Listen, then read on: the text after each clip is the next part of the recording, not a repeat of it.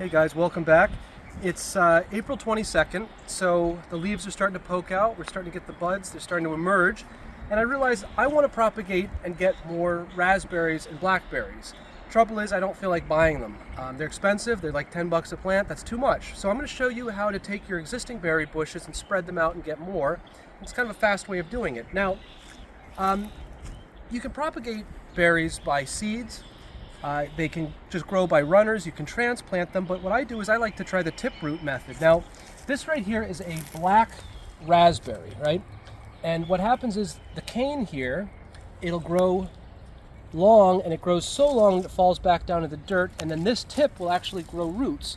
So what I'm going to do, now this tip wasn't quite long enough to grow roots on its own. As you can see, it's dead here. So what I'm going to do is I'm going to snap it off here to get the live wood out. You can tell where it's live when it starts to get green, and there's some moisture, and that's where the leaves are. And that what we do, it's really quite simple. We just simply take some fresh dirt, put it in a container or potting mix and put it in a container, and just stick the tip all the way down, pack it just a little bit, and then just place it on the ground. And in about 2 to 3 weeks, you're going to see, after it gets some water and some sun, you're going to see root development. And then we just snip it about a foot off from where the tip is planted, and then you can transplant that as a whole new plant. And we're just going to go down the line. We're going to do black raspberries, blackberries, red raspberries, and I think I even have a few hidden yellow raspberries. So let's save some money, get some nice fruit in a few months. Hey guys, so I wanted to talk to you a little bit more about how to propagate your berry bushes. So right here we have one that's already tip rooted naturally. If the tip falls down onto sufficiently soft soil, it'll actually start to grow its own roots and a new plant. So we'll be able to snip it off here and then transplant it. So what I'm going to do first is I'm going to clear the site a little bit to figure out where the roots are exactly. So I'll pull out these leaves. It's a little neglected, as you can tell, a little naturel. So it looks like it tip rooted primarily right here.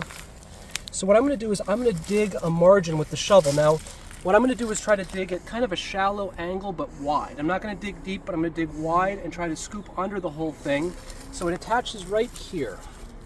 So I'm going to get this shovel here, and I'm going to attack it from maybe all around, because the shovel's only, maybe I'm going to go about 8 inches on each side of the shovel so I can get like a 16-inch clump, and then I can break the dirt away and then try to, if it doesn't fit in here, I'll get a bigger container. Just as a little heads up, before you transplant into a pot, I like to fill the pot about 2/3 of the way with soil, half to 2/3. So we'll see. This one might be a big one. I might need a bigger pot, but we'll find out first. I think we're going to need a bigger boat. Because you don't want to sever the root as best you can, but once you start to pry it up, you can then break away some of the excess soil. We'll have more soil here than we need, and so we just start to lift.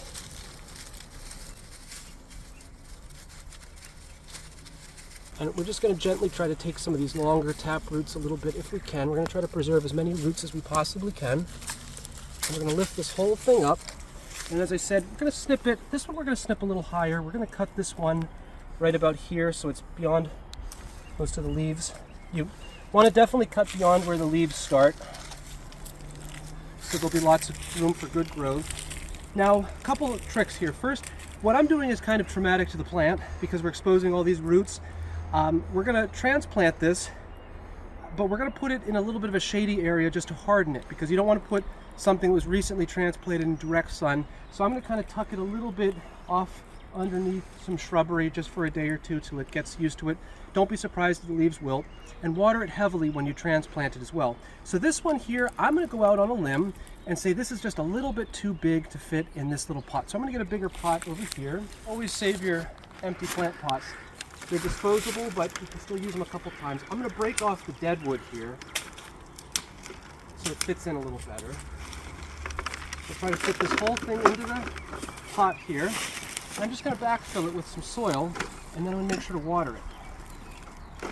As I said before, this whole process is kind of traumatic for the plant. Don't bury all the leaves, but make sure to bury the base of the plant and the roots. So you should have it kind of like this, where the leafy part is coming out, but the base is completely buried. I'm going to put 1 or 2 more scoops of dirt in, just so it's totally covered.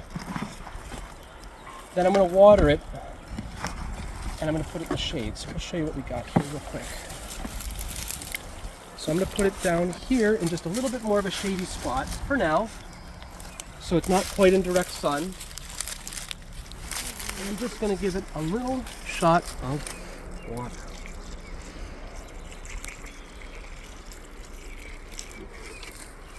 And we're just going to revisit that in probably, I would say, a couple days. We'll start to pull it out in the full sun, and then that'll be ready to transplant in probably about 2 weeks. We've got a good head start on the season.